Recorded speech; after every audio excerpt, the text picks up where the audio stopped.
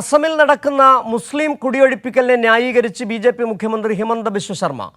അസമിൽ മുസ്ലിം കുടിയേറ്റക്കാരെ അനുവദിക്കില്ല എന്നാണ് മുഖ്യമന്ത്രിയുടെ നിലപാട്. കഴിഞ്ഞ ഒരു മാസത്തിനിടെ 4000 മുസ്ലിം വീടുകളാണ് ബുൾഡോസർ ഉപയോഗിച്ച് തകർത്തത്. വിവരങ്ങളുമായി സ്വാതി സന്തോഷ് ചേരുന്നുണ്ട്. സ്വാതി, വളരെ കൃത്യമാണ്. നേരത്തെ തന്നെ സുപ്രീം കോടതി അടക്കം പറഞ്ഞിട്ടുണ്ട് ബുൾഡോസർ രാജിനെതിരെ. ഉത്തർപ്രദേശിൽ നടത്തുന്നു. ബി.ജെ.പി. എവിടെയൊക്കെ ഭരിക്കുന്നു അവിടെയൊക്കെ മുസ്ലിം സമൂഹം അരക്ഷിതരാണ്. അതിൻ്റെ ഏറ്റവും കൂടുതൽ ഉദാഹരണമാണ്. ചെറിയ കാര്യമല്ല, 4000-ഓളം മുസ്ലിം വീടുകൾ ബുൾഡോസർ ഇടിച്ച് തകർത്തു. ന്യായീകരിക്കുന്നു എന്നിട്ട് ഹിമന്ത ബിശ്വ ശർമ്മ. സിജു, തീർച്ചയായും കുറേ കാലങ്ങളായി അസമിൽ ഇത്തരത്തിൽ മുസ്ലിം വിഭാഗങ്ങളെ കേന്ദ്രീകരിച്ചുകൊണ്ട് അവർ താമസിക്കുന്ന മേഖലകളിൽ ബുൾഡോസർ രാജ് വ്യാപകമായി നടപ്പിലാക്കുകയാണ്. ഇതിനെതിരെ കടുത്ത പ്രതിഷേധങ്ങൾ ഉയർന്ന സമയത്താണ് വീണ്ടും ഈ കുടിയൊഴിപ്പിക്കലിനെ ന്യായീകരിച്ചുകൊണ്ട് രംഗത്തെത്തുന്നത്. ഇതിൽ ബി.ജെ.പി. മുന്നോട്ട് വെക്കുന്ന ന്യായം എന്ന് പറയുന്നത് ഈ താമസിക്കുന്നവർ, ഈ മുസ്ലിം വിഭാഗക്കാരായിട്ടുള്ളവർ ബംഗ്ലാദേശിൽ നിന്ന് കുടിയേറി താമസിച്ചവരാണ് എന്നുള്ള കാര്യമാണ്, വാദമാണ് അവർ ഉന്നയിക്കുന്നത്. മാത്രമല്ല, ഇവരെല്ലാം തന്നെ താമസിക്കുന്ന ഭൂമി അനധികൃതമായി കയ്യേറ്റം ചെയ്തതാണ്, വനഭൂമിയാണ് എന്നതടക്കമുള്ള കാര്യങ്ങളാണ് ഇവർ ചൂണ്ടിക്കാണിക്കുന്നത്. അതേസമയം തന്നെ ദേശീയ പൗരത്വ രജിസ്റ്റർ പട്ടിക പുറത്തു വന്ന ഘട്ടത്തിൽ ഏറ്റവും കൂടുതൽ ആളുകൾ, പുറത്താക്കപ്പെട്ട ആളുകളിൽ ഏറ്റവും കൂടുതലുള്ളത് ഹിന്ദുക്കളായിരുന്നു. അതായത് മുസ്ലിം ഭൂരിപക്ഷങ്ങൾ ആ പുറത്താക്കപ്പെട്ടവരുടെ അല്ലെങ്കിൽ ഇന്ത്യൻ പൗരന്മാരല്ലാത്ത പട്ടിക പുറത്തു വന്നപ്പോൾ അനധികൃത കുടിയേറ്റക്കാരിൽ ഏറ്റവും കൂടുതലുള്ളത് ഹിന്ദുക്കളായിരുന്നു. അതുകൊണ്ട് തന്നെ അവരുടെ ന്യായം മുസ്ലിങ്ങളാണ് ഏറ്റവും കൂടുതലായി അവിടെ അനധികൃതരായി വരുന്നത് എന്നുള്ള ന്യായം പൊളിയുകയും ചെയ്തിട്ടുണ്ട്. ഇതിന് പിന്നാലെ വലിയ തരത്തിലുള്ള വർഗീയ പരാമർശങ്ങൾ അല്ലെങ്കിൽ അതിനെയൊക്കെയും വളച്ചൊടിക്കുകയും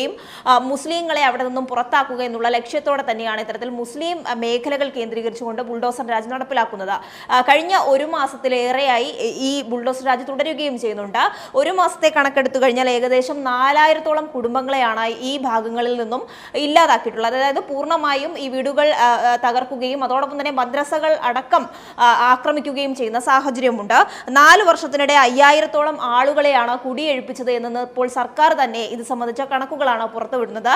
മുഖ്യമന്ത്രി ഹിമന്ത ബിശ്വ ശർമ്മയും ഈ വിഷയത്തിൽ വലിയ ന്യായീകരണവുമായി രംഗത്തെത്തുകയാണ്. അനധികൃതമായി കുടിയേറ്റക്കാരെ ഇനി അനുവദിക്കില്ല എന്നുള്ളതാണ് ഹിമന്ത ബിശ്വ ശർമ്മ പറയുന്നത്. വ്യാപകമായി മുസ്ലിങ്ങൾക്ക് നേരെ ഇത്തരത്തിൽ ആക്രമണം അഴിച്ചുവിടുകയും അവരെ ഭവനരഹിതരാക്കുകയും ചെയ്യുന്നുണ്ട്. മാത്രമല്ല, സുപ്രീം കോടതി നേരത്തെ ഈ വിഷയവുമായി ബന്ധപ്പെട്ട വിധി പുറപ്പെടുവിച്ചപ്പോൾ പറഞ്ഞത് ഇവർക്ക് നേരത്തെ ഒന്നുകിൽ നോട്ടീസ് നൽകുക അല്ലെങ്കിൽ കൃത്യമായി ഇവരെ പുനരധിവസിപ്പിക്കാനുള്ള നീക്കങ്ങൾ നടത്തുക. മുസ്ലിങ്ങളെ കേന്ദ്രീകരിച്ചുകൊണ്ട് മാത്രം എന്തുകൊണ്ട് ഇത്തരത്തിൽ കുടിയൊഴിപ്പിക്കൽ വ്യാപകമാകുന്നു എന്നുള്ള ചോദ്യം നിരവധി തവണ സുപ്രീം കോടതി ഉയർത്തിയതുമാണ്. എന്നാൽ ഈ വിഷയത്തിലൊക്കെയും മൗനം തുടർന്ന ബി.ജെ.പി. മുസ്ലിങ്ങൾക്ക് നേരെ വ്യാപകമായിട്ടുള്ള അക്രമമാണ് ഇപ്പോൾ നടത്തിവരുന്നത്. ബുൾഡോസർ രാജിലൂടെ നിരവധിയായിട്ടുള്ള മുസ്ലിങ്ങളെ ഭവനരഹിതരാക്കുകയും അവരെ കുടിയിറക്കപ്പെടുകയും ചെയ്യുന്ന കാഴ്ചയാണ് അസമിൽ വ്യാപകമാകുന്നത്. സിജു, സ്വാതി, ഇത് നമുക്ക് കൃത്യമായി അറിയാം. ഒരു ഭരണകൂടം നടത്തുന്ന വല്ലാത്ത അതിക്രമം, ക്രൂരത എന്ന് തന്നെ പറയാം. ദൃശ്യങ്ങളിലടക്കം കാണുന്നു. പള്ളികൾ ഇടിച്ചു തകർക്കുന്നു, സ്കൂളുകൾ ഇടിച്ചു തകർക്കുന്നു, ആളുകൾ പതിറ്റാണ്ടുകളായി താമസിച്ചിരുന്ന വീടുകൾ ഇടിച്ചു തകർക്കുന്നു. അവിടെ ചോദ്യം ചെയ്യാൻ ഒരു കോടതിയുടെ പോലും ഇടപെടൽ ഉണ്ടാകുന്നില്ലേ? അസാമിലെ ഹൈക്കോടതി പോലും ഇടപെടുന്നില്ലേ? അവിടുത്തെ മനുഷ്യാവകാശ സംഘടനകൾ ഇടപെടുന്നില്ലേ? മാധ്യമങ്ങൾ എന്താണ് അവിടെ ചെയ്യുന്നത്?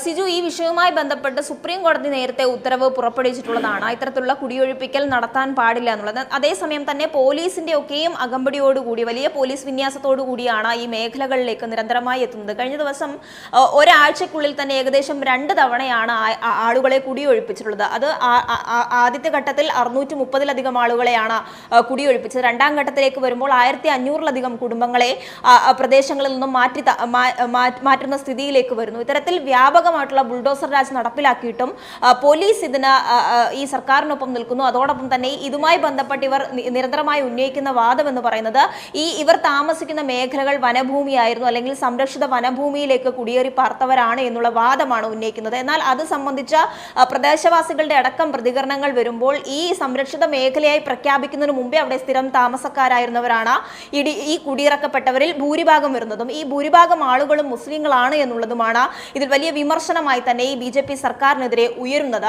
നേരത്തെ സൂചിപ്പിച്ച പോലെ ദേശീയ പൗരത്വ രജിസ്റ്റർ അടക്കം നടപ്പിലാക്കിക്കൊണ്ട് മുസ്ലിം വിഭാഗങ്ങളെ അവിടെ നിന്നും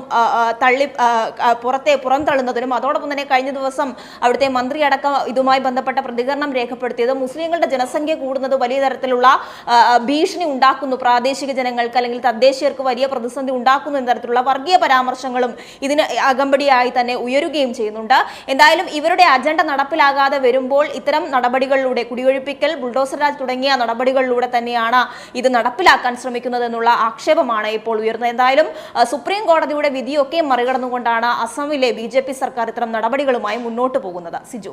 ശരി, സ്വാതി സന്തോഷാണ് ദില്ലിയിൽ നിന്ന് വിവരങ്ങൾ നൽകിയത്. അസാമിലെ BJP സർക്കാർ മുസ്ലിങ്ങളുടെ വീടുകൾ, പള്ളികൾ, സ്കൂളുകൾ വ്യാപകമായി ഇടിച്ച് നിരത്തുകയാണ്. ബുൾഡോസർ രാജാണ് അവിടെ നടക്കുന്നത്. സുപ്രീം കോടതിയുടെ ഉത്തരവിനെ പോലും പുല്ലുവില കൽപ്പിച്ചാണ് അവിടെ വിദ്വേഷ രാഷ്ട്രീയം BJP സർക്കാർ കളിക്കുന്നത്.